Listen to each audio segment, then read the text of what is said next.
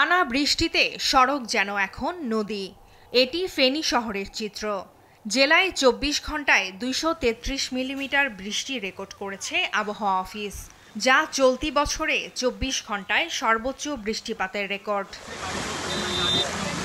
শহর ঘুরে দেখা যায় টানা বৃষ্টিতে শহরের সদর হাসপাতাল road, academy road, Rampur petro bungalow, college road সহ বিভিন্ন এলাকায় সৃষ্টি হয়েছে জলাবদ্ধতা। সড়ক জুড়ে থই থই পানিতে চরম বিপাকে পড়েছেন খেটে খাওয়া শ্রমজীবী, স্কুল কলেজ শিক্ষার্থী সহ বিভিন্ন শ্রেণী পেশার মানুষ। পানি থাকায় বন্ধ রাখা হয়েছে শিক্ষা কার্যক্রম। স্কুলে গেছিলাম কারণ স্কুলে মনে করছিলাম আজকে পরীক্ষা আছে, তবে পানির কারণে আজকে পরীক্ষা বাতিল করে দিয়েছে। বৃষ্টি বন্ধ হয়েছে, বৃষ্টির কারণে অতিরিক্ত বৃষ্টি আর যে পৌরসভার ড্রেন আছে এগুলো পরিষ্কার না, পানি যাইতেছে না।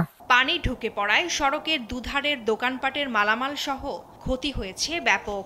আসার পর থেকে রাস্তায় কোনো গাড়ি নেই এবং কি একটা বাস পাইছি সেটা অনেকবার নষ্ট হয়েছে। পরিকল্পিত ড্রেনেজ ব্যবস্থা না থাকার কারণে হচ্ছে যে আজকে ফেনী শহরের মধ্যে জলাবদ্ধতা সৃষ্টি হয়েছে। অন্যদিকে টানা বৃষ্টি আর পাহাড়ি ঢলে বাড়ছে সীমান্তবর্তী ৩ নদী মুহুরী, কহুয়া, সিলোনিয়া নদীর পানিও। এটা এখনো অনেক নিচে আছে বিপদসীমার। এখনই আতঙ্ক হওয়ার মতো কিছু হয়নি। ফেনী পৌর প্রশাসক জানান, বৃষ্টির গতির সাথে ড্রেনেজের পানি সরার সক্ষমতা না থাকায় শহরে কিছুটা জলাবদ্ধতা সৃষ্টি হয়েছে।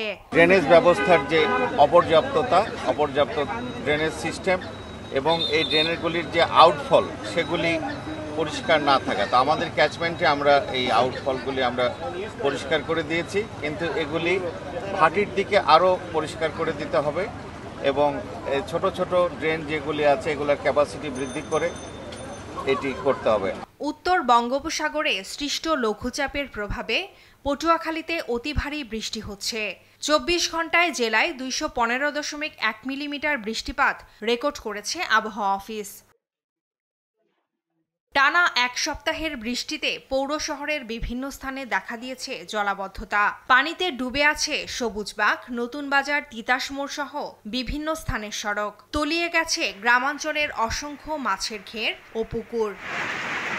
এদিকে কুয়াকাটা সংলগ্ন বঙ্গোপসাগর বেশ উত্তাল রয়েছে। ছোট বড় ঢেউ আছড়ে পড়ছে তীরে।